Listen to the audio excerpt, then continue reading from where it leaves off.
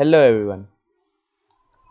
I Saurav will tell you about the very common problem in front of us, that is global warming, pollution. Okay, but what can we do for it? Let's discuss some innovations and ideas that will help to reduce our carbon footprint and will decrease the pollution. Okay, let's start now. Uh, Here we will discuss some small initiatives to reduce carbon footprints. A first idea or first way to reduce CO2 in atmosphere is capturing the CO2 from the atmosphere with the help of a carbon capturing solution. As we all know, manufacturing industry is the biggest industry all over the world. Making the things we use every day puts an enormous strain on the climate. About 30% of emissions come from industry. So we would discuss how to capture CO2 from atmosphere. Solutions like sodium hydroxide, potassium hydroxide are able to remove carbon dioxide by chemically reacting with it.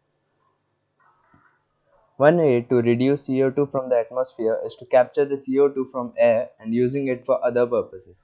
Taking carbon dioxide directly from the atmosphere and then using it to produce fuel. Direct air capture can remove far more CO2 per acre of land footprint than trees and plants. This is the diagram I was showing it to you. This will clear all your doubts about how can we do it. Now our next idea is about solar energy.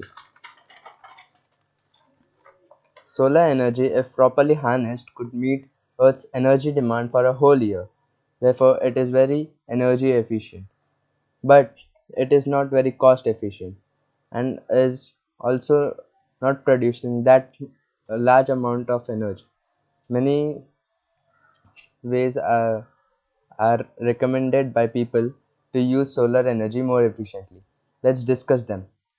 Improving the performance of solar cells is to target their efficiency so they are better at converting energy in sunlight to electricity. By using thinner solar cells, material cost decreases. The first option, adding hardware that allows the solar cells to capture more light. If the solar cell is always pointing at the sun, it will be hit by many more photons than if it was only pointing towards the sun around midday. These are some useful ways through which we can use solar energy more efficiently. Let's move on to another idea, that is bioplastic. Bioplastic simply refers to the plastic made from plant or other biological material instead of petroleum.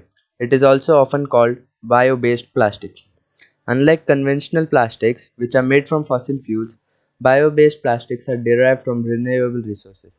So it is very beneficial for our human society to use bioplastic. Now you would ask, why to change? This is because bioplastics contain fewer ingredients from fossil fuels, some contain none at all. Displacing fossil fuels with renewable sources is a positive step. Under the right conditions, bioplastic produce less greenhouse gas emissions than petroleum based plastics, thus less carbon footprint. This flowchart will clear all your doubts about how is bioplastic used, how the comparison between plastic and bioplastic, and etc. Now, now we move further to a new idea, that is from diesel to biodiesel. Biodiesel is a form of diesel fuel derived from plants or animals and consisting of long chain fatty acid esters. The advantages of biodiesel over diesel are: biodiesel fuel is safe in various ways. First, it is a non toxic substance as well as being biodegradable. It is also safe and its transport is quick and easy.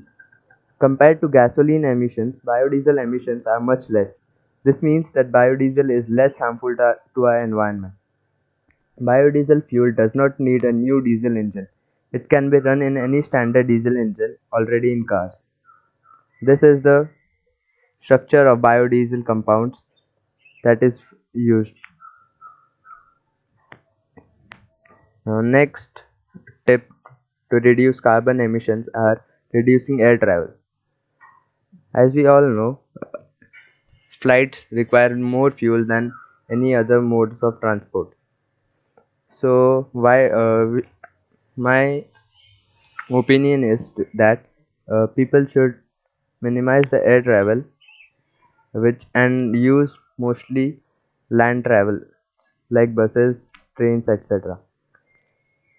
We should definitely minimize the air travel and use trains or other means of transport for domestic travel. The solution for this by the government is government should increase feasibility of trains and luxury of it must be increased to lure more consumers shared cabs. For short distance travel, try to use shared cabs as it is the best option to reduce your carbon footprints. This graph is will be very beneficial for you to compare all the emissions released by different modes of transport. Let's move further. Let's switch to veganism. Many of you are non-vegetarians, but do you know the meat and dairy is responsible for 14.5% of man-made global greenhouse gas emission. Every day we go without meat and dairy, we reduce carbon footprint by 8 pounds. So why not to switch to veganism? The main key points while shopping are: always carry a reusable bag for shopping. Buy less, reuse and recycle more. Avoid buying stuffs online with excess packaging and fast shipping. Buy energy efficient appliances. Here, energy efficient appliances means the appliances that save energy and require less amount of energy, and thus reduces carbon emissions in the atmosphere. Let's move further. Here comes our last topic, that is clothes and laundry. Avoid denim clothes as it causes huge burden on the environment. Don't buy fashion clothes as they outdate quickly and get dumped to landfills.